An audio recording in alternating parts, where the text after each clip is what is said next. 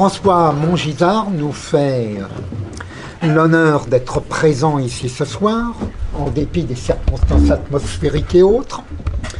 Et il va nous parler de ces Français qui gouvernèrent le monde, un sujet énorme, je viens de m'en apercevoir dans les minutes qui précèdent. Bon, s'il devait réellement dire tout ce qu'il y a là-dedans, même à 5 heures du matin, on n'aurait pas fini. Mais j'ai vu que c'était extrêmement varié, les personnages se succèdent les uns après les autres, et je pense que, après avoir parcouru les quelques centaines de pages qui sont là, on ne peut vraiment qu'être fier d'être français. Je cède la parole à Monsieur François Mongisard. Je vous remercie. Merci aussi au frère Thierry qui m'a fait cette invitation. Je tiens déjà à dire que ce livre, cette conférence de ce soir sera tirée de ce livre, Ces Français qui gouvernèrent le monde, qui a 3 parties. La première, j'avais décidé de ne pas en parler, je n'en parlerai pas. La troisième, j'avais décidé d'en parler, je crois que je n'en parlerai pas non plus. Je me résumerai. En fait, le sujet de la conférence pourra s'intituler Ces souverains d'origine française à l'étranger. Je répète les 3 parties. L'histoire des conquêtes de la France. Curieusement, ça n'avait jamais été étudié, en entrant vraiment dans le détail avec une prétention exhaustive.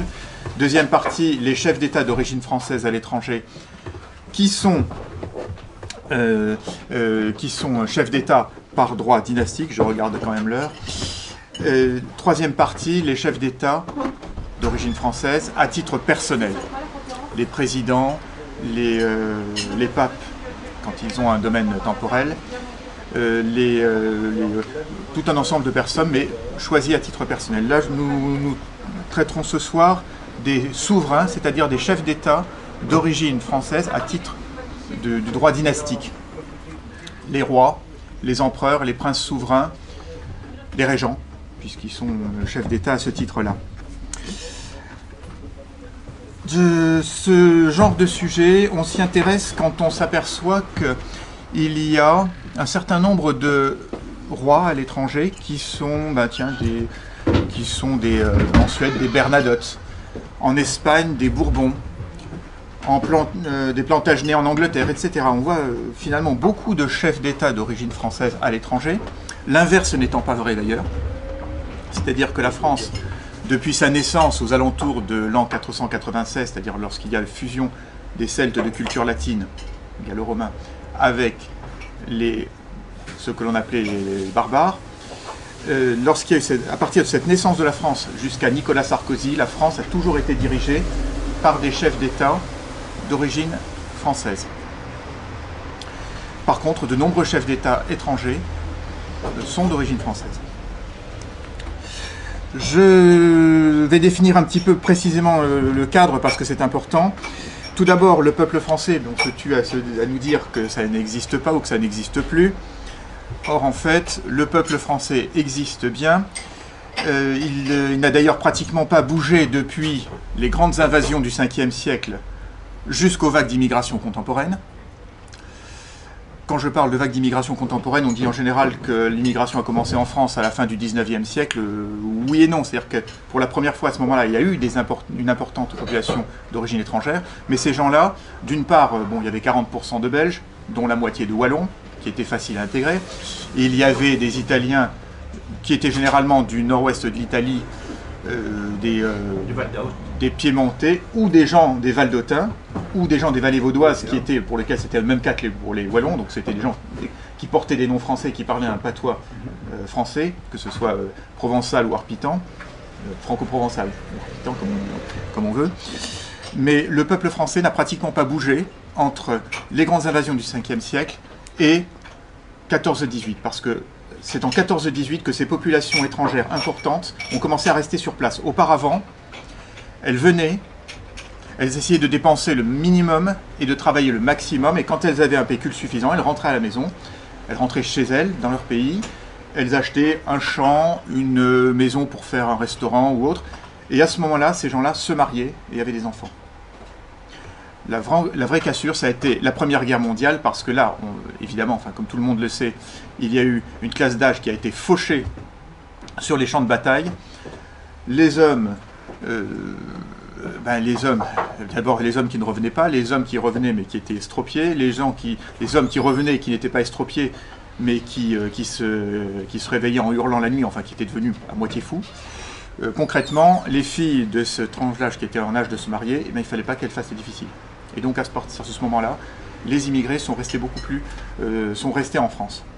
Voilà. Tout ce que je vous dis, ça vient de l'histoire de la population française, de Jacques Dupaquier, qui était un homme de gauche, qui avait dit le contraire pendant des années, qui s'est cru investi en tant qu'universitaire de la charge, qui s'est cru investi de la charge de prouver que ce qu'il disait était vrai, puis en étudiant précisément l'histoire de la population française, il s'est aperçu que c'était le contraire que ce qu'on lui avait dit, et que ce qu'il était en train de dire lui-même. C'est-à-dire qu'en fait, l'histoire de la population française démontre que la population française est restée stable pendant toute cette période. Je me concentrerai sur la population, à la limite pas française, mais plus exactement francienne, c'est-à-dire incluant les Wallons, les Suisses romans, les Québécois, les Valdôtains, les habitants du Val d'Ost, les habitants des vallées vaudoises, de Monaco, du Val d'Aran, des îles anglo-normandes, dites anglo-normandes aujourd'hui, donc les gens qui s'appellent Dupont-Durand-Martin, ou Bourbon. Pour les chefs d'État, il y a d'ailleurs plus de Bourbon que de Dupont ou de Durand. Je me concentrerai aussi, autre critère important, sur la ligne agnatique, c'est-à-dire que je prendrai les chefs d'État dont la plus ancienne origine connue en ligne masculine est française, ou francienne. Pourquoi? Parce que sinon il faut faire la généalogie de tous les chefs d'État de tous les temps, de tous les pays, et puis dire, bon, on prend ceux qui ont 50% de sang français, ou 30%, ou 10%, c'est un critère complètement arbitraire, donc le plus simple, on choisit ceux dont la plus ancienne origine familiale connue en ligne masculine est d'origine française. Voilà.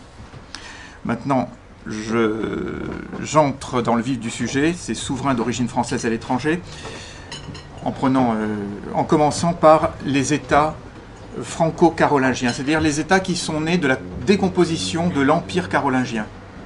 L'Empire de Charlemagne et ses successeurs éclatent, traité de Verdun divisé en 3 parties, la Francie occidentale qui deviendra la France, la Francie orientale qui ressemble un petit peu, pour ceux qui s'en souviennent, à l'Allemagne de l'Ouest, plus une marge importante du côté des pays slaves, et au centre, le territoire de Lothaire, pas la Lotharingie, le territoire de Lothaire, qui va se fractionner en 3 parties, le royaume d'Italie, l'Italie du Nord, au nord des États romains, le royaume de Bourgogne-Provence, qui lui correspond à la vallée du Rhône, vallée du Rhône, qui nous intéresse ici parce qu'il déborde des frontières de la France actuelle sur les régions francophones d'Italie, Val d'Ost, vallée vaudoise, et aussi sur la Suisse francophone qui était à l'époque nettement plus à l'est, qui était plus grande. Donc ce royaume de Bourgogne-Provence, et puis plus au nord, la Lorraine,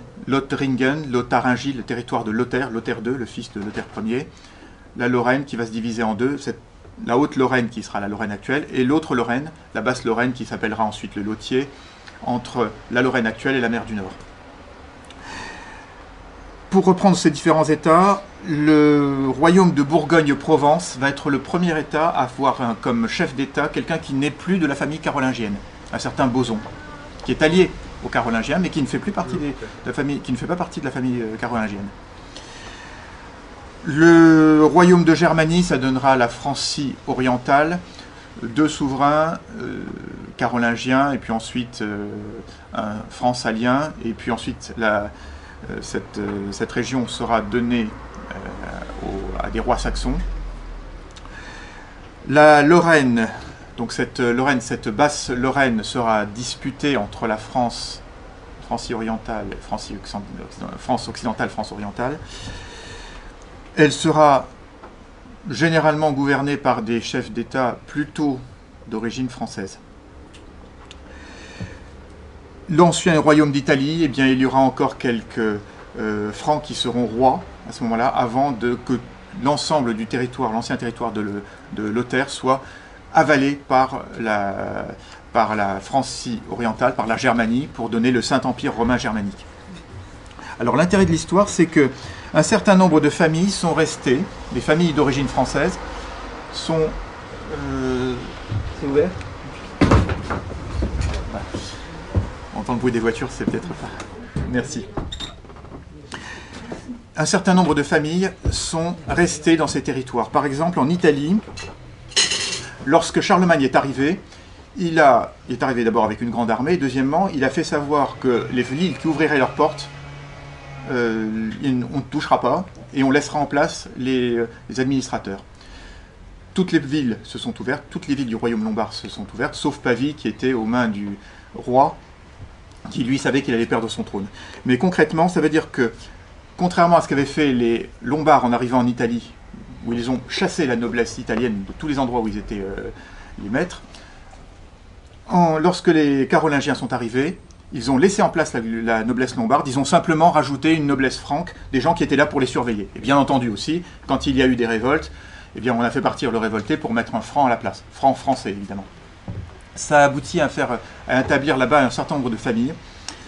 On en parlera plus tard, mais globalement, vous avez notamment les marquis d'Ivray, qui ont donné tout un ensemble de petits marquisats dans la région du Piémont, de la Lombardie. Ça a donné les comtes de Vintimille, on en parlera. Ça a donné ensuite la grande famille des Visconti, les seigneurs de Milan. Ça a donné les comtes de Sienne, avant la République de Sienne. Ça a donné les ducs de Ferrare. Ça a donné tout un ensemble de familles d'origine française qui ont italianisé leur nom, bien sûr, mais qui sont d'origine française, parfois si lointaine. Autre exemple, les Grimaldi, la première maison Grimaldi, pas ceux qui règnent actuellement, qui sont en fait des Polignac, hein, comme chacun le sait, qui ont récupéré le nom de Grimaldi, parce que quand on vous donne le gouvernement d'un État, on peut avoir la politesse de prendre le nom de la famille régnante. Mais les Grimaldi étaient d'origine française également. À l'origine, on le sait par un historien qui a fait des travaux avec des livres qui ont été détruits à la Révolution, mais dont il donne des références. Les livres ont été brûlés, mais il a toutes les références. Des familles françaises, il y en a eu aussi du côté de l'Espagne. La marche d'Espagne de Charlemagne s'est divisée en deux zones. La Catalogne et la Navarre. La Catalogne a été gouvernée par un comte de Barcelone, qui descendait des comtes de Carcassonne. Quant à la Navarre, elle s'est dotée d'un royaume, et les rois de Navarre étaient d'origine... Alors, généralement, on disait des descendants des ducs d'Aquitaine. Certains historiens disent maintenant il est très possible que ce soit des descendants des ducs de Gascogne, mais enfin, que ce soit la Gascogne ou l'Aquitaine, de toute façon, c'était des rois d'origine française. On en reparlera parce qu'ils ont de l'importance. Et puis en Germanie, il y a eu d'autres principautés, notamment les États des Lamarques, qui étaient d'origine bourguignonne. L'ancienne Autriche avec la famille des Babenberg. C'est une famille qui est apparentée aux Robertiens. Ça a donné également des ducs de l'ancienne Autriche, toujours cette famille Babenberg. Le comté de Henneberg, alors ça c'est pas très important, c'est un petit état du sud de la Thuringe, mais aussi la maison de Bavière, Wittelsbach. Et là, c'est une famille qui a régné plus de 7 siècles sur la Bavière, jusqu'en 1871 avec la proclamation de l'Empire allemand. D'ailleurs, à propos de cette proclamation de l'Empire allemand, on doit noter que la maison de Bavière a eu deux particularités. D'abord, elle s'est fait reconnaître le droit, au cas où les Hohenzollern ne seraient plus empereurs d'Allemagne, de prendre la relève. Donc ils étaient la famille qui était juste après les Hohenzollern. Et deuxièmement, le roi de Bavière, vous savez, Louis II de Bavière, le roi romantique avec ses châteaux qui ont servi de base à Walt Disney pour le château de la Belle au Bois dormant, Neuschwanstein ou quelque chose du genre. Ce roi Louis II a refusé ostensiblement d'être présent pour le couronnement de l'empereur d'Allemagne à la Galerie des Glaces de Versailles. Donc il ne pouvait pas faire plus pour s'opposer à l'Empire allemand, l'Empire prussien allemand.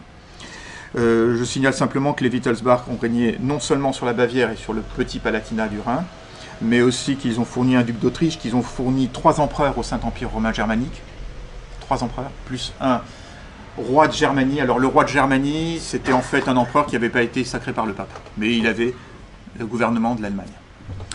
Ces rois étant en plus rois de Bohême, la grande Bohême, la Bohême de l'époque, avec la Silésie. D'ailleurs, un des membres de cette famille est le fameux Jean l'Aveugle qui s'est fait attacher à son cheval pour partir, pour se mettre au fin fond au plus fort de la mêlée et mourir en combattant, lui qui était aveugle. Il a tué d'ailleurs plutôt les gens autour de lui qui essayaient de l'aider que les ennemis, mais enfin peu importe. Tout ça, ça vient de cette famille. Il y a eu aussi 4 rois de Suède, et notamment le brillant Charles XII, qui a fait parler de lui en Pologne et jusqu'en Ukraine, jusqu'au premier roi de Grèce, de la Grèce libérée des Turcs, qui faisait partie de cette famille. Vous voyez donc que ces familles qui sont parties dans un certain nombre de pays à l'époque carolingienne ont une importance jusqu'au XIXe siècle en fait.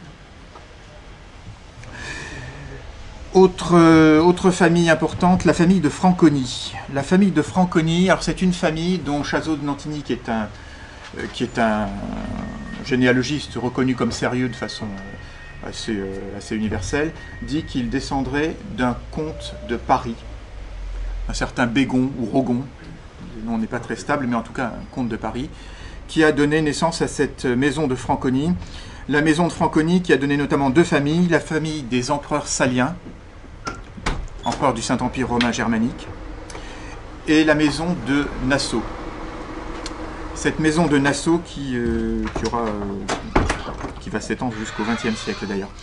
La maison des empereurs saliens, elle a régné à peu près pendant un siècle sur le Saint-Empire romain germanique.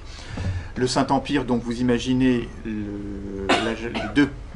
les deux parties orientales de l'Empire de Charlemagne, donc tout sauf la Francie occidentale qui deviendra la France. Ça, plus des rois qui ont été rendus vassaux de cet empire, le roi de Pologne, roi de Bohême, roi de Hongrie. Vous imaginez ensemble, ça a été l'apogée du Saint-Empire romain germanique, au moins sur le plan territorial. Deuxième famille importante de cette maison de Franconi, la maison de Nassau. Les comtes de Nassau, les ducs de Nassau, princes souverains dans le Saint-Empire, qui ont eu pas mal qui ont assuré de petites régences un petit peu dans pas mal d'États, et qui ont donné aussi, je dirais en grande partie, qui ont donné la famille des Statuder des Pays-Bas, de Hollande. Cette famille, qui est devenue des Statuder, qui sont devenus Statuder héréditaires, puis rois de Hollande, avec l'Empire hollandais, je ne développe pas, c'est assez connu, l'Empire hollandais qui a pris un certain nombre de territoires sur la trace des Portugais, avec comme cœur de l'Empire l'Indonésie, et avec des comptoirs en Inde, en Afrique, plus des territoires qu'ils ont été obligés de rendre aux Portugais, parce qu'ils avaient profité de la faiblesse du Portugal qui avait été envahi par l'Espagne. Les colonies étaient laissées un petit peu à elles-mêmes, donc les Hollandais se sont jetés dessus. Lorsque le Portugal est redevenu indépendant, il a pu récupérer certaines colonies, comme le nord du Brésil, comme l'Angola. D'autres sont restés dans le giron des Hollandais, et notamment l'Indonésie ou certaines régions d'Amazonie. Et puis certains territoires que les Portugais n'avaient jamais eus, et je pense notamment à l'Afrique du Sud, qui ont été colonisés par les Hollandais sous le règne de la famille de Nassau. La famille de Nassau qui a donné d'ailleurs aussi Guillaume le Taciturne, qui a été le pire ennemi de Louis XIV, roi d'Angleterre, roi de Grande-Bretagne. Les Irlandais s'en souviennent encore. Je ne sais pas s'il a dépassé Cromwell dans l'horreur de ce qu'il a fait en Irlande, mais en tout cas les deux se tiennent bien. Je crois que Cromwell a une petite longueur d'avance quand même dans la cruauté. Oui, la mer Rouge. Il y a tant et tant de choses à dire. Tant et tant de choses à dire. Voilà. Bon, je passe là-dessus. Le deuxième, autre chose importante, autre chapitre important, les États croisés. Là aussi, grande source de chefs d'État d'origine française. Les croisades ont été largement le fait de Français.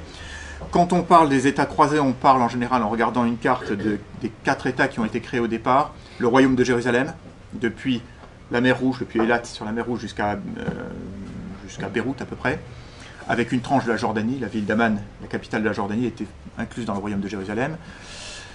le comté d'Édesse qui s'enfonçait à l'intérieur du bloc musulman, qui a été le premier État croisé créé, qui a été le premier à disparaître, qui était donné à la famille de Rethel. La princesse d'Antioche, qui a été prise par les Normands de Sicile et qui est ensuite passée à la maison de Poitiers. Et puis le petit comté de Tripoli, qui a été l'État constitué par Raymond de Saint-Gilles, Raymond IV ou Raymond VI, selon la façon de compter. Saint-Gilles, comme l'appelaient les musulmans. Un personnage très attachant d'ailleurs. Bref, le comté de Tripoli. Alors, en général, lorsqu'on parle des États croisés, on parle de ça. Je rajoute que ces États ont débordé de ses limites. Par exemple, l'émirat de Damas a été un protectorat, peu de temps, mais a été un protectorat des croisés. Ça a permis de libérer pas mal d'esclaves chrétiens, quelques croisés, mais surtout des chrétiens orientaux. L'Égypte a été un protectorat franc pendant 1 an, sous le roi Amaury Ier. Ça n'a pas duré longtemps non plus, parce que le roi a été poussé par les barons pour transformer le protectorat en annexion. Ça s'est mal passé, il n'a pas attendu les renforts byzantins, il n'avait pas assez de troupes. Ils ont appelé, du coup, l'émir a appelé Saladin à l'aide, et ça a unifié le monde musulman. Ça a été assez catastrophique, mais en attendant, pendant 1 an, il y a eu des garnisons franques qui tenaient l'Égypte. Il y a eu aussi les expéditions d'un croisé qui est très connu en Orient, qui est sans doute le croisé le plus détesté dans tout le monde musulman, Renaud de Châtillon. Renaud de Châtillon qui a fait 2 expéditions, une terrestre à l'intérieur de l'Arabie, qui s'est enfoncée à l'intérieur de 500 km à peu près à l'intérieur de ses bases. Il a dû revenir parce que ses territoires, son fief était attaqué. Deuxième expédition, une expédition maritime cette fois-ci. Il a amené des bateaux démontés qu'il a montés sur la mer Rouge et qui ont tenu la mer Rouge pendant 1 an, avec des descentes de tous les côtés. Côté Égypte, côté Soudan, côté Arabie. Il est descendu jusqu'à Aden. Aden, sur l'océan Indien quand même, dont il a rançonné les catastrophes, cataclysmes dans le monde musulman. Des infidèles qui étaient juste à côté des villes saintes de la Mecque, de la Mecque et Médine, c'était une catastrophe. Lui a pu revenir, certains malheureusement certains croisés sont restés un peu plus longtemps. Ils ont essayé de passer le Hedjaz avec des guides arabes et finalement ça s'est mal terminé. Mais ce que je veux dire par là, c'est que les croisés sont largement sortis du cadre de leurs frontières. Et je ne parle pas des croisades suivantes que tout le monde connaît, en Égypte ou à Tunis avec Saint-Louis. Enfin bon, je passe rapidement, d'autant plus que le temps passe rapidement. On rajoute... Pardon ? Oula. Je rajoute des royaumes qui sont souvent rattachés à ces 4 États croisés. Le royaume de Chypre, avec les Lusignans Poitiers, qui ont marqué l'île de Chypre. Et puis, cette famille de Poitiers a également donné 2 rois à l'Arménie, la petite Arménie. Vous savez, ce territoire de Cilicie qui est au nord-ouest, toujours du mal avec l'est et l'ouest, ou droite et gauche. Ce royaume de Cilicie, et notamment le dernier roi de la petite Arménie, un certain Léon VI, qui a été victime d'une révolte, lui qui était considéré comme un roi étranger. Ça a permis aux musulmans de prendre l'État. Lui-même s'est réfugié finalement en France. Pour la petite histoire, c'est le seul roi étranger entre guillemets, puisqu'il était de la famille de Poitiers, à être enterré à Saint-Denis. Tous les autres sont des rois de France, pas lui. Enfin, c'est en français. Insistance aussi sur un épisode un petit peu moins connu qui est rattaché en fait à la 4e croisade. Je vais vous dire comment. C'est une régence de l'Empire byzantin. En 2 mots. Le Basileus, empereur de Byzance, veut mettre dans son giron la princesse d'Antioche. On scelle l'alliance en faisant épouser au Basileus une certaine Marie, fille du prince d'Antioche. Marie d'Antioche devient Basilissa, impératrice de l'Empire. Elle était jeune, elle était belle, elle était plus jeune que son mari meurt avant elle. Leur fils est jeune, elle devient régente. Et là, problème. Marie d'Antioche est catholique. L'Empire est orthodoxe. C'était en 1180 tout court, en 1182, révolte générale des orthodoxes, lynchage dans les rues des catholiques, des catholiques qui se font écharper, brûler vifs sous les encouragements du clergé orthodoxe. Quelques milliers de survivants sont vendus comme esclaves aux musulmans.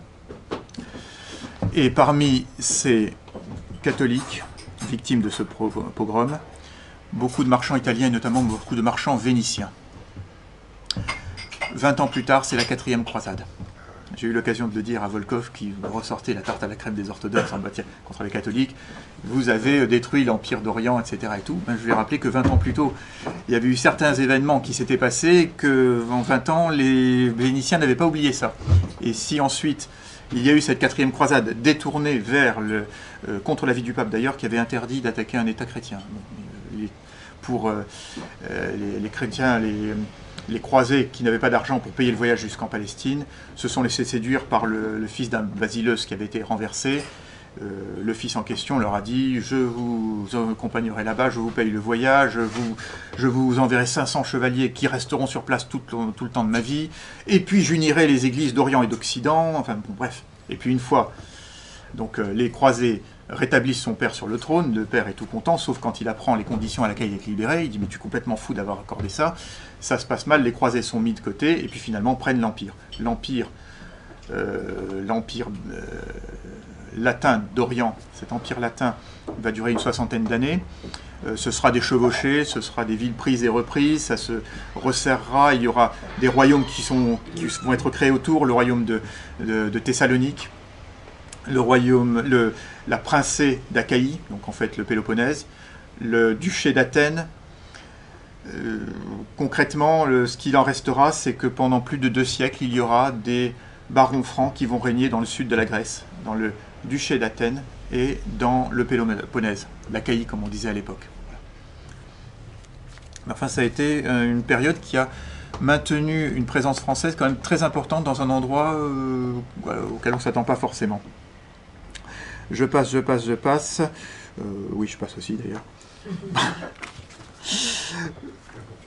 Bon, il faut parler maintenant après les royaumes, les États carolingiens, après les États croisés.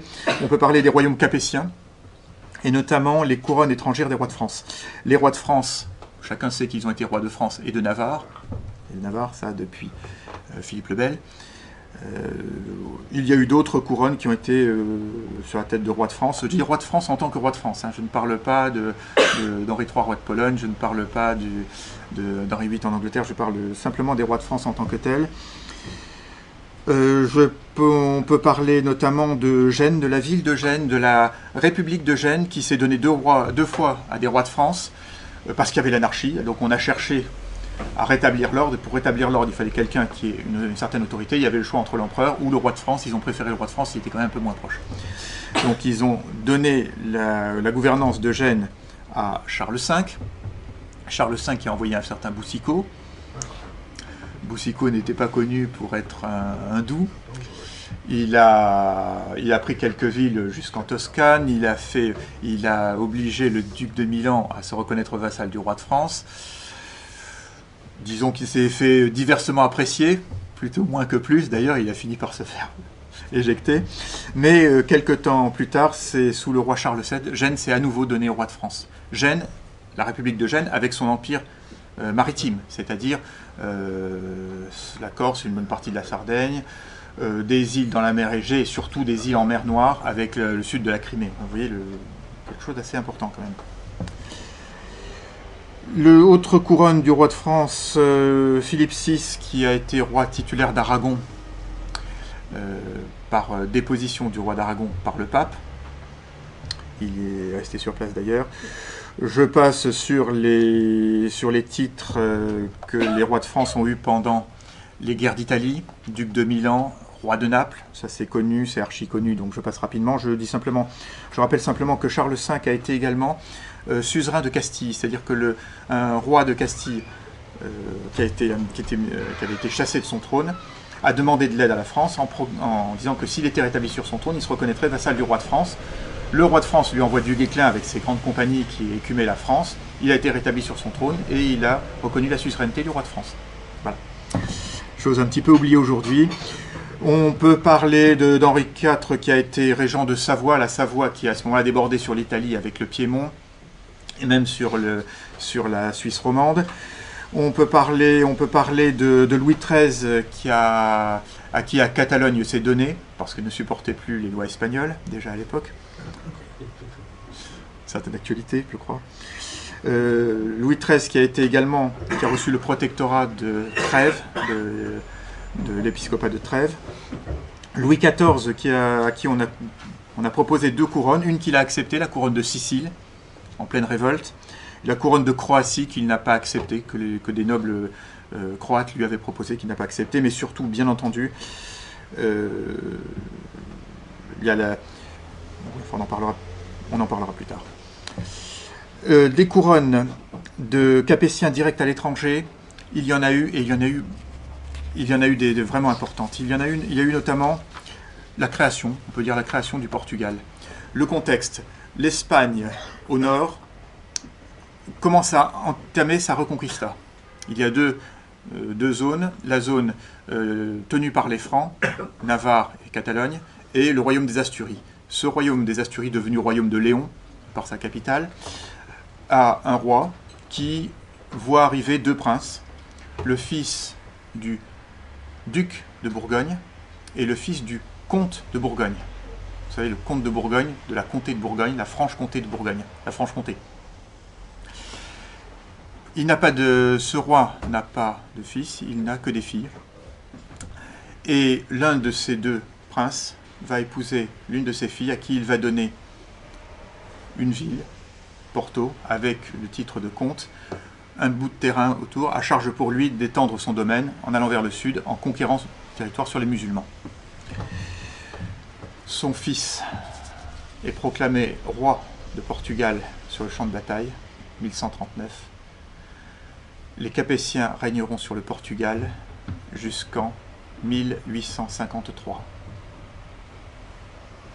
Le Portugal est une création capétienne. Le Portugal, bon, parfois avec le nom de dynastie d'Avise, enfin bref, ça peut changer, mais c'est toujours la même dynastie. Ce sont des branches collatérales. Ou Brabance plus tard. Cette dynastie va donner également un comte de Flandre, un certain Ferrand, le vaincu de la bataille de Bouvines, qui était comte de Flandre et comte de Hainaut par sa femme. Donc c'est un rameau de la dynastie portugaise, capétienne de Portugal, qui a régné donc au nord de la France. Le Portugal, quand on dit le Portugal, bien entendu, c'est avec l'Empire portugais avec toutes ses colonies le long de l'Afrique, en Inde, en Indonésie, et puis au Brésil. Je passe rapidement, c'est connu. Simplement pour dire que ce Brésil que je viens de citer va se séparer un jour du Portugal, à l'amiable, c'est-à-dire que c'est le fils d'un roi de Portugal qui deviendra empereur du Brésil, et les empereurs du Brésil sont eux aussi des Capétiens. Et j'ajouterais, ils étaient même d'origine française, en ligne masculine, telle qu'on l'a vu, mais également en ligne féminine, puisque leur mère était des Bourbons. C'était donc des rois pleinement français, en tout cas largement français, issus de familles françaises par ligne maternelle et paternelle, qui sont devenus les empereurs du Brésil. Autre famille autre roi issu des Capétiens directs, Louis VIII le Lion, le père de Saint-Louis, qui a été appelé par les barons anglais, qui ne supportaient plus Jean Santerre. Jean Santerre meurt, et le roi qui a été appelé, ce Louis VIII qui est devenu roi d'Angleterre, a été prié de rentrer chez lui. Il a été roi d'Angleterre pendant 1 an, mais c'était un Capétien qui est resté roi d'Angleterre. Autre famille importante, capétienne, qui prend naissance avec Charles d'Anjou. Charles d'Anjou, frère de Saint-Louis. Charles d'Anjou, Anjou, Maine, Provence, comte de Provence également, qui avait déjà eu des villes dans le Hainaut, qui avait montré qu'il était un guerrier tout à fait apte, est appelé par le pape, qui est suzerain du royaume normand de Sicile, qui n'a pas de souverain à ce moment-là. Le pape le choisit pour faire équilibre pour ne pas être entouré par le nord et par le sud par les empereurs du Saint-Empire romain germanique. Il appelle donc ce Charles d'Anjou. Ce Charles d'Anjou arrive, traverse l'Italie, il en profite pour se faire nommer comte de Piémont, puis comte de Ligurie, la région de Gênes. puis vicaire impérial en Toscane, c'est-à-dire que c'est lui qui choisira les chefs, ceux qui vont gouverner la Toscane. Puis il arrive à Rome, il se fait nommer sénateur de Rome. Sénateur, c'est pas un sénateur parmi tant d'autres, c'est celui qui organise, qui a la haute main sur l'administration des États pontificaux. Le pape fait un bond au plafond en disant pour être nommé sénateur, c'est moi qui choisis le sénateur, c'est moi qui choisis le sénateur de Rome. Charles d'Anjou a une armée, donc dans ces cas-là, on s'assoit à une table et puis on discute, et puis on arrive à un compromis. Le pape choisira qui il voudra, et qui il voudra sera Charles d'Anjou. Comme ça, tout le monde est au moins à sauver la face. En tout cas, Charles d'Anjou garde la main mise sur l'administration des États romains, et ensuite il prendra son royaume de Sicile, Naples, il se fera chasser de Sicile par les vêpres siciliennes, mais enfin, il fondera une dynastie. Il va devenir le premier roi d'Albanie, l'Épire rebaptisé Albanie. Il va se battre en Afrique du Nord, il va emmener son frère à Tunis avec cette fameuse croisade faite en fait pour faire respecter le tribut payé par le bey de Tunis au roi de Naples, à Charles d'Anjou. Il va se battre un petit peu dans toutes les directions.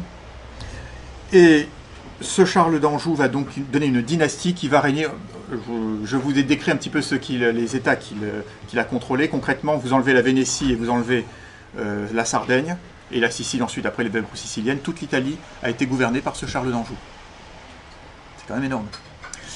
D'autant plus qu'une branche de cette dynastie va donner une autre dynastie en Europe centrale, une dynastie de rois de Hongrie, la grande Hongrie de l'époque, c'est-à-dire qui s'étend jusqu'aux Carpates, avec la Slovaquie, avec la Transylvanie, avec la Bosnie, avec le royaume de Croatie, la grande Hongrie.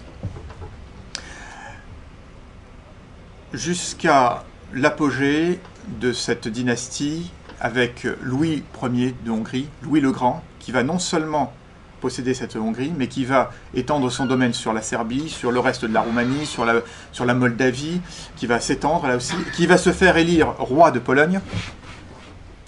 Donc vous imaginez un petit peu le territoire, c'était immense.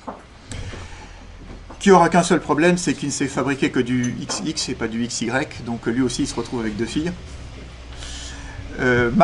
Sa fille Marie va devenir roi de Hongrie, roi pour montrer qu'elle est souveraine, pas reine, roi de Hongrie. D'ailleurs, quand nos soldats arrivent en Bosnie, qu'ils trouvent des fleurs de lys sur les armes de Bosnie, quand ils ont trouvé des fleurs de lys sur les armes de Bosnie, ça venait de Marie de Hongrie.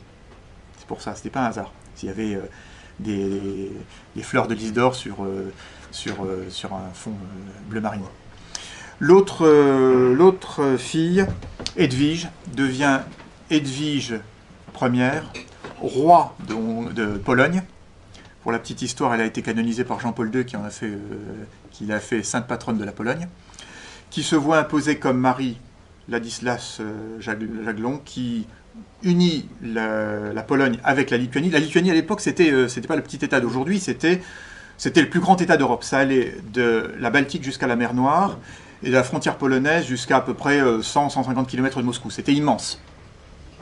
Donc, Marie, roi, épouse le grand-duc de Lituanie qui devient co-roi, et avec ça, avec cet empire, ils vont régner quelques années. Je signale simplement que pendant au moins 3 années, pendant lesquelles il y a eu cette union de Pologne-Lituanie sous l'autorité de ces 2 rois, dont Edwige d'Anjou, Edwige capétienne d'Anjou, le grand-duché de Lituanie a eu des vassaux dans le nord de la Russie, et notamment la principauté de Novgorod. Novgorod, c'était non seulement la région de Novgorod, mais également tout au nord, ça atteignait l'océan Arctique. Et à l'est, ça allait jusqu'au nord de l'Oural. Ce qui veut dire en fait que les Capétiens, à partir de ce co-règne depuis l'Oural, ont régné au Portugal, vous voyez l'autre bout de l'Europe. Si vous ajoutez dans la dynastie de la 4e croisade, vous avez eu des Courtenay qui étaient également des Capétiens. Il manque juste le 4e angle qui a été occupé, lui, le 4e angle de l'Europe qui a été occupé par des Plantagenets, mais enfin on en parlera plus tard. Voilà, donc les Capétiens directs, on a vu. Les Capétiens valois, bon, il y a les Capétiens de la Navarre avec les Valois évreux, la Grande Bourgogne, Charles le Téméraire qui déborde sur les Flandres, qui va jusqu'à la Frise. en comptant des évêchés qui sont en fait dans la mouvance. L'évêché qui est tout bord de la Frise appartient à David de Bourgogne. Donc tout ça, ça fait partie du royaume bourguignon. Je passe des régences dans les États de Suisse romande, etc. Bon, je passe. Les couronnes des Bourbons à l'étranger. Alors, des principautés Bourbons, d'abord la petite principauté de Neuchâtel en Suisse, par Longueville. Une régence sur la région de la Savoie qui débordait donc sur l'Italie et sur la Suisse. Le Milanais donné par Charles Quint au connétable de Bourbon, qui ne se reconnaîtra jamais comme le vassal de Charles Quint, et qui mènera d'ailleurs pas mal de familles françaises dans le Milanais, tout comme Charles d'Anjou avait amené 4 à 5 000 familles françaises dans le royaume de Naples, à qui il a donné à peu près tous les postes intéressants en fait.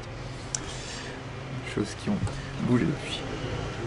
Je cite les Bourbons de Bhopal, vous savez, cette branche des Bourbons laissée en Inde, qui se dit descendante du fils du connétable Bourbon, qui aurait été emmené captif, qui serait allé jusqu'en Inde, et qui aurait reçu un fief, et dont les descendants se seraient maintenus jusqu'à ce jour. Aujourd'hui, il y a un avocat qui est descendant de cette famille, qui ne prétend à rien d'ailleurs, et qui dit voilà, ma famille dit que nous descendons des Bourbons.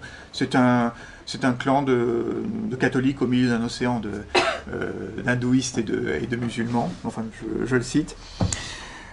Autre couronne Bourbon, le Luxembourg-Bourbon, puisqu'on sait que maintenant la famille qui règne sans gouverner sur le Grand-Duché de Luxembourg est une branche des Bourbons-Parme, par mariage. Et puis, bien entendu, le gros morceau, c'est-à-dire la plus grande couronne qu'aient reçue les Bourbons, c'est à savoir la couronne d'Espagne, avec Philippe V qui devient roi d'Espagne, avec l'Empire espagnol, qui devra consolider son trône avec quelques difficultés. Ce royaume qui d'ailleurs sera gouverné en fait par Louis XIV au départ, parce que le roi est inexpérimenté, donc il reçoit par son grand-père des conseillers.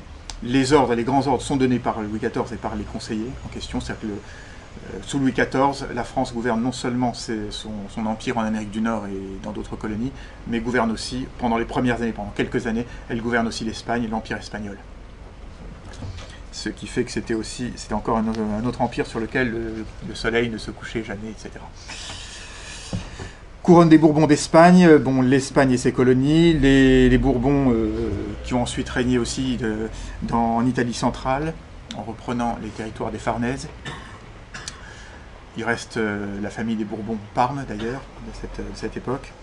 Et puis les Bourbons de Naples qui ont récupéré l'Italie du Sud après l'avoir perdue, après la guerre de succession d'Espagne. J'essaie de passer rapidement pour arriver aux autres couronnes françaises ou wallonnes. Notamment les rois français dans les îles britanniques. Là, évidemment, on va arriver très vite au Plantagenet. On commence par le débarquement de Guillaume le Conquérant. Guillaume le Conquérant, qui est issu d'une famille viking à l'origine, en ligne masculine, pour reprendre le critère qu'on s'est donné au départ, avait eu son héritier avec une Française de souche. Donc l'héritier en question était à moitié français, moitié viking. Lui-même a eu son héritier avec une Française de souche. Bref, je vous la fais courte. En arrivant, vous avez un Guillaume le Conquérant qui a environ 16% de sang viking, le reste c'est du sang français de souche. Quand vous avez des Britanniques qui vous disent on a été conquis par des Français, mais en fait c'était des Scandinaves, vous pouvez leur répondre que même Guillaume le Conquérant lui-même, voilà, c'était quand même pas beaucoup.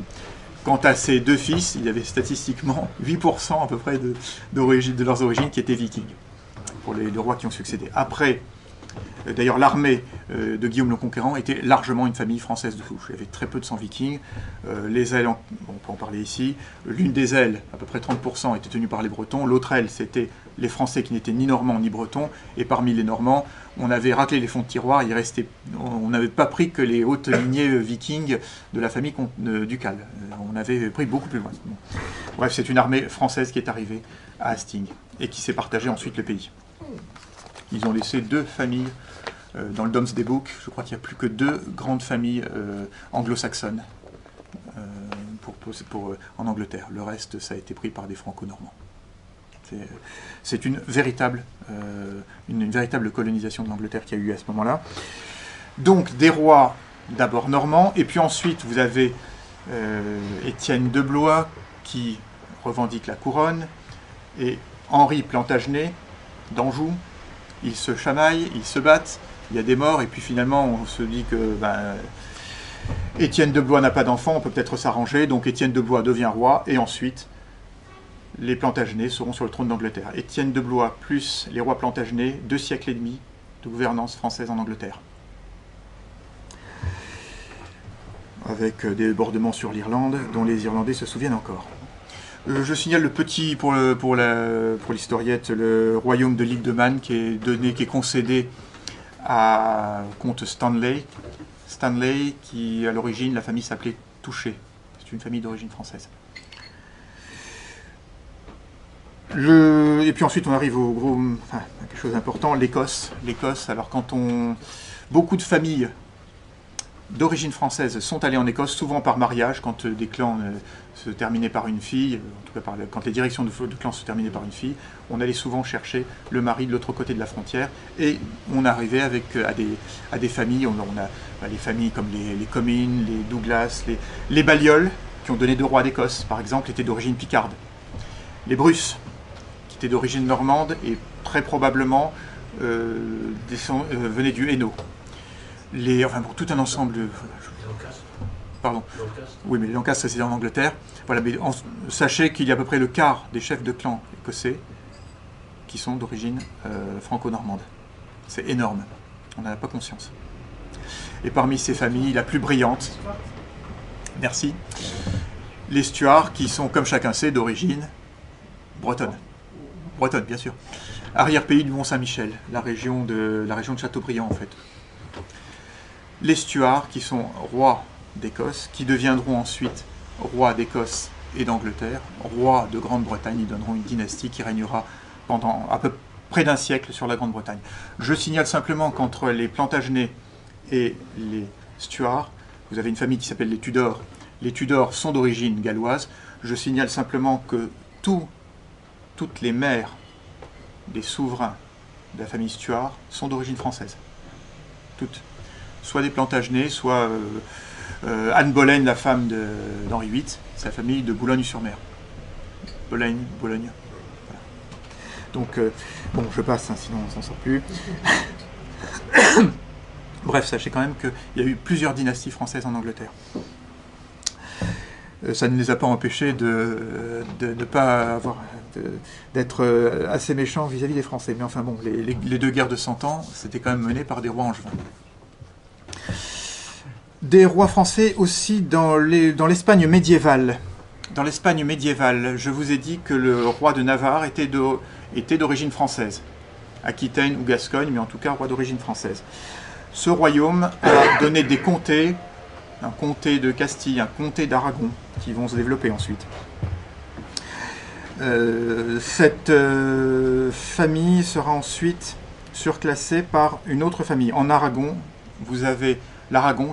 L'Aragon aura d'abord, le royaume d'Aragon aura une première famille, donc qui est la famille de Navarre. La deuxième famille, aura d'abord cette famille des comtes de Barcelone qui étaient descendants des comtes de Carcassonne.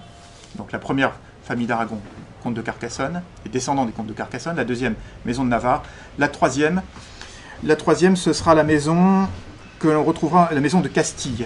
Et cette maison de Castille descend du deuxième prince dont je vous avais parlé. Vous savez, quand ce roi des Asturies, ce roi wisigoth des Asturies, qui a vu arriver 2 princes, fils d'un comte de Bourgogne et fils d'un duc de Bourgogne. Le fils du duc de Bourgogne, il lui donnera la main d'une de ses filles et le Portugal. L'autre prince français, descendant du comte de Bourgogne, va épouser l'autre fille de ce comte et va donner les rois de Castille. Ces rois de Castille vont régner sur la Castille, sur le Léon, vont étendre leur domaine. Ils s'éteindront avec une certaine Isabelle, qui épousera un certain Ferdinand, son cousin, issu de la même famille franc-comtoise. Les rois catholiques d'Espagne les rois qui ont unifié l'Espagne, les rois qui ont chassé le dernier royaume mort d'Espagne, les rois qui ont ouvert les portes de l'Empire d'Amérique aux Espagnols, les rois qui ont créé, d'ailleurs, qui ont permis d'unifier le castillan, qui ont codifié le castillan, tout ça, ça date de 1492, date très importante pour l'Espagne, ça a été fait par des rois catholiques d'origine franc-comtoise. Bon, pour passer rapidement, on retourne en Italie, les Normands, les Franco-Normands en Italie. Alors il y a eu, la famille des Hautes-Villes était d'origine viking, mais il y a eu d'autres souverains qui étaient d'origine normande, probablement pas viking. Il y a eu quelques comtes souverains qui étaient d'origine bretonne, francilienne, etc. dans ce sud de l'Italie. Ça a été, je vous passe les détails, on n'a pas le temps. Des principautés dans le Saint-Empire, le duché de Bouillon, les duchés d'Arenberg, d'Ulmen, le comté de Namur, enfin tout un ensemble de petites principautés du Saint-Empire romain germanique. Je passe... non, là je passe pas.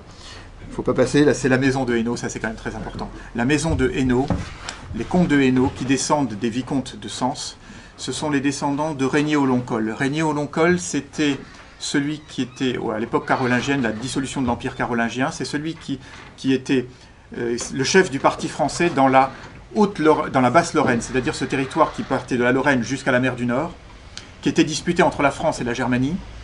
Le chef du parti français s'appelait Régnier au Long-Col. Ses descendants règnent d'abord sur le Hainaut, règnent sur certaines principautés des Pays-Bas, et donnent surtout la deuxième maison de Luxembourg et la famille de Hesse. La deuxième maison de Luxembourg donnera 3 empereurs du Saint-Empire romain germanique, roi de Bohême, roi de Germanie, etc. La maison de Brabant, qui est issue de la même branche, la maison de Brabant, cette famille récupérera la principauté de Hesse, dont la dernière héritière était une fille. Cette fille se marie avec la famille de Brabant. Donc cette famille-là a donné, en ligne masculine directe, donc cette famille de Brabant, originaire des comtes de Sens, semble-t-il, mais enfin au moins le Brabant, c'est à cheval entre la France et la Wallonie. De toute façon, c'est dans le cadre de cette étude. La famille de Brabant donnera des princes, évidemment, en Hesse Darmstadt, Ems, Hesse-Kassel. Elle donnera aussi en Scandinavie un roi de Suède, une régente de Danemark, et même un roi de Finlande en 1918, qui a été porté au pouvoir par les Allemands. Et quand un roi est porté au pouvoir par les Allemands en 1918, vous devez supposer que ça n'a pas duré très longtemps. Bon. Mais c'était un roi de cette famille-là. Et puis, une régence en province du Nid. Et également, cette famille de Hesse donnera également le premier souverain de la Bulgarie libérée des Turcs, qui avait pris le nom de sa mère, le nom de Babenberg, mais il venait de cette famille de Brabant. Et aussi la dernière impératrice de Russie, Maria Fedorovna, née Alix de Hesse, qui sera impératrice, mais qui dirigera l'Empire russe, en fait, qui sera régente de l'Empire russe, lorsque, en août 1915, son mari, qui voit les Allemands avancer, se met à la tête de ses troupes et laisse le gouvernement à sa femme. Ça, on a des lettres très claires, c'est elle qui gouverne. C'est elle qui gouverne à ce moment-là. Pas pour très longtemps, mais entre août 1915 et le début 1917, c'est elle qui régente l'Empire russe. L'Empire russe qui va depuis la Finlande jusqu'à l'Asie centrale, en passant par le protectorat de Mongolie extérieure, etc. Enfin, l'Empire russe, c'est tout. Bon, je passe sur des principautés dans les Balkans. Le royaume de Zeta, actuellement, ça s'appellerait le Monténégro. C'est qui a eu qui a été gouvernée par la famille Balcha, qui est en fait la famille des Baux en Provence, des Provençaux qui sont régnés sur le Monténégro, pas très connu. Les pays suisses, je passe, et quelques couronnes en Italie, en Toscane, avec des Lorrains en Toscane, Geoffroy le Barbu, enfin je passe. Bon, la maison de Savoie, on n'est pas obligé de la citer parce qu'elle a quand même unifié l'Italie. Cette maison de Savoie je rappelle quand même qu'avant même l'unification de l'Italie, derrière la maison de Savoie, mis à part les États du pape, toute l'Italie était gouvernée par des chefs d'État d'origine française. Soit des Bourbons à Parme ou à Naples, soit des Habsbourg-Lorraine, royaume lombard vénitien, la Toscane, Modène. Et puis le Piémont, donc à la maison de Savoie.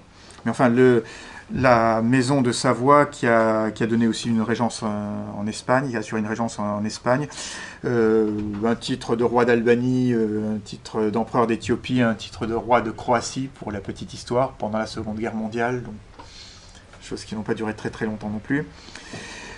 Les couronnes des Habsbourg-Lorraine, on est obligé de les marquer, ou plus exactement, les couronnes des Lorraine d'Autriche, puisque à l'époque, on appelait ça les Lorraine d'Autriche. C'était la famille de Lorraine qui a reçu le titre impérial et qui a gouverné l'Autriche, qui deviendra l'Empire d'Autriche pendant la période napoléonienne, chacun le sait.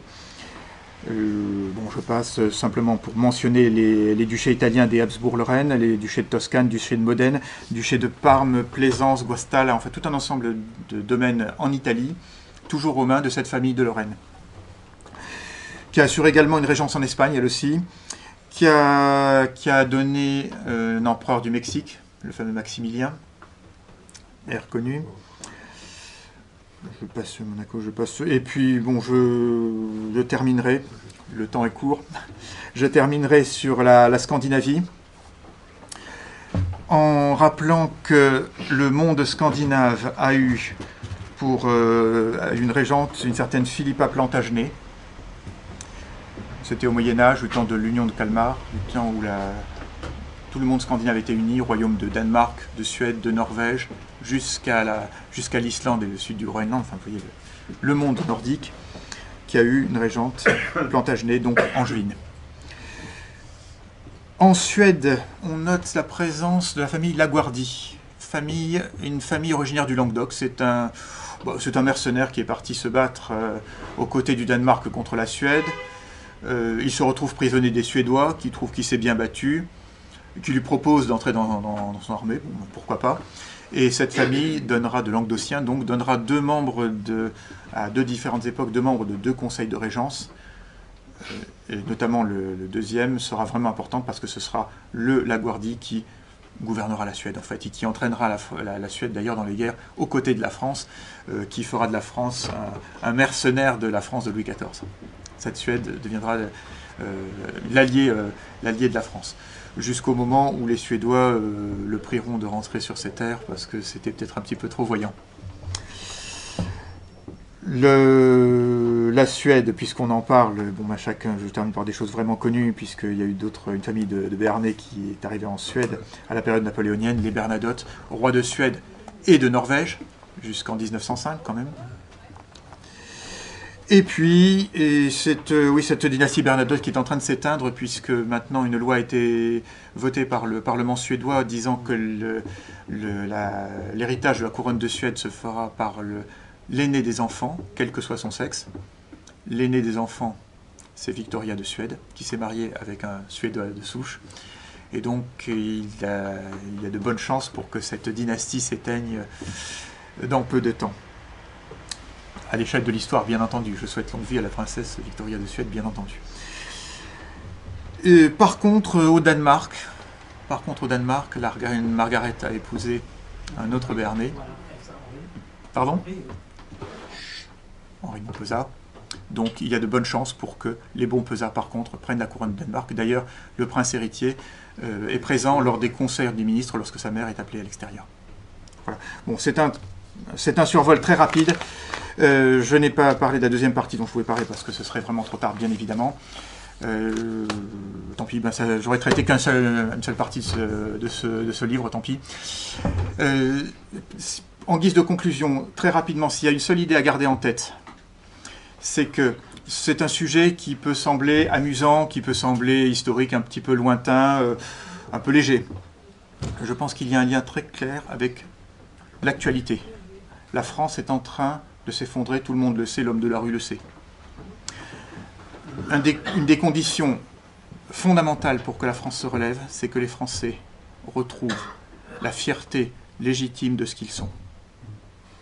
J'ai essayé d'y contribuer à mes faibles moyens. Je vous remercie de votre attention.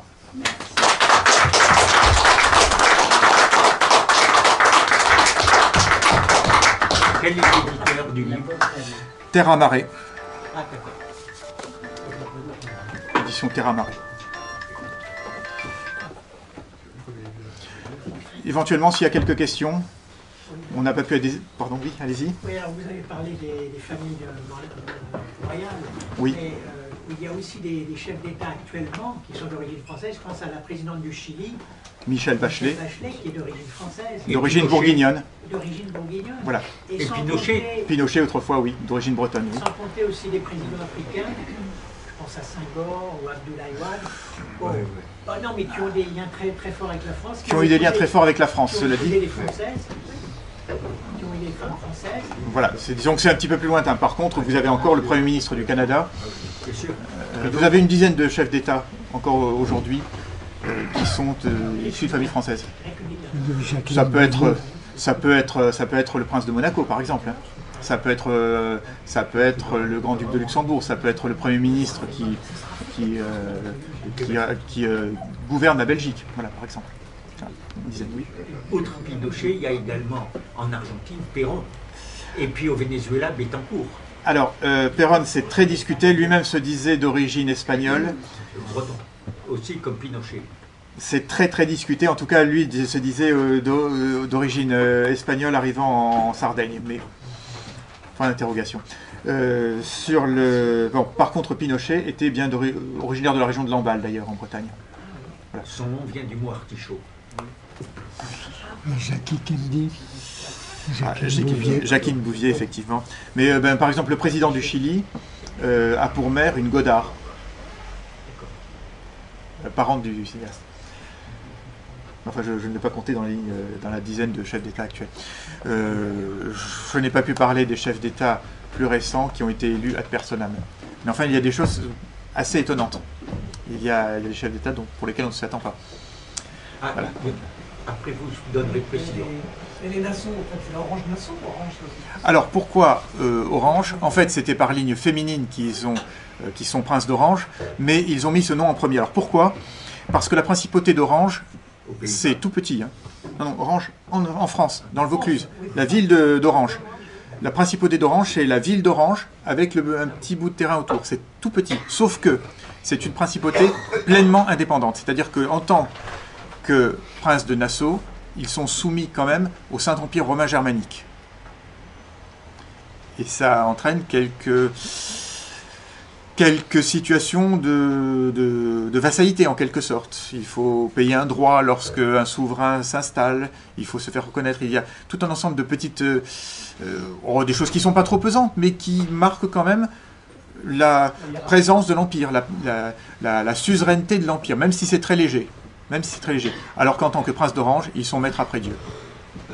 D'où le fait qu'ils ont mis ce nom de d'Orange. Ça revient par les femmes, oui. Ils l'ont mis en premier parce que ils ont mis le titre le plus prestigieux en premier. Il y a un royaume qu'il ne faut pas oublier. Le royaume de Patagonie, cher à Antoine de Tonnerre et alors, cher à Jean Raspail. Voilà, alors celui-là, je l'ai cité dans un dernier chapitre où je regroupe c'est un chapitre qui plaît beaucoup, c'est sur les États éphémères. Tous les États qui ont été créés par des gens qui voulaient être rois, pour reprendre le titre de Kipling. Mais vous en avez en Amérique, vous en avez en Afrique, vous en avez en Océanie, vous en avez... Et ce sont des histoires qui sont souvent très attachantes. Je viens de citer le cas de certains Français qui sont allés qui sont restés en Inde après Duplex, et vous avez des histoires extraordinaires. Je veux dire, si ces histoires étaient arrivées à des Anglais, les Anglais en auraient fait un film. Mais nous, on les oubliait. Ben voilà. Jean-Baptiste Chevalier, plus personne ne sait qui c'est.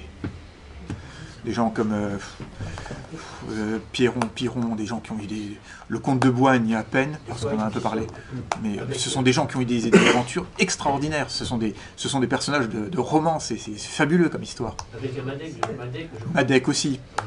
Madec, breton, oui. Oui, mais il n'était pas le chef, il était que le nabab. Exactement, c'est pour ça que ce n'est pas un vrai chef d'État. De la région de Quimper. Voilà.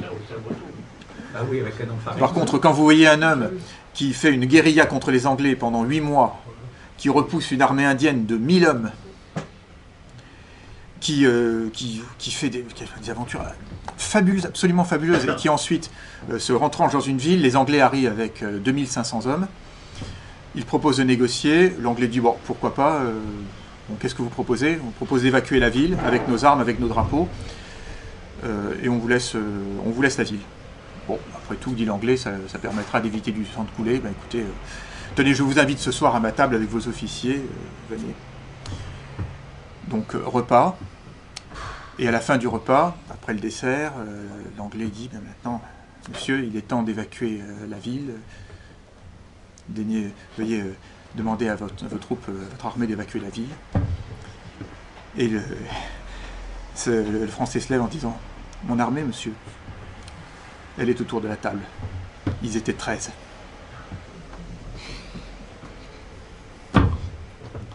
Plus personne, on ne connaît même plus son nom aujourd'hui.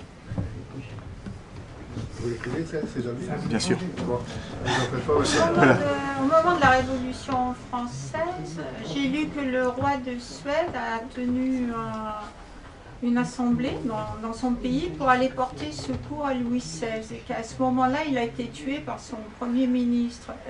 Qu'est-ce qui explique que le roi de Suède voulait aider le roi De nombreux rois ont dit vouloir aider le roi de France.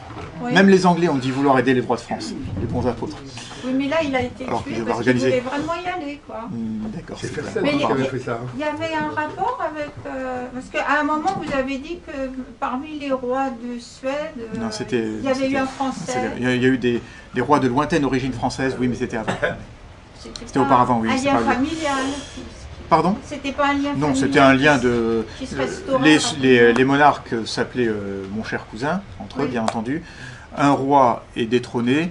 Tout le monde sent bien que s'il y a une révolution en France, ça peut donner certaines idées à d'autres personnes, y compris les sujets de son royaume. Donc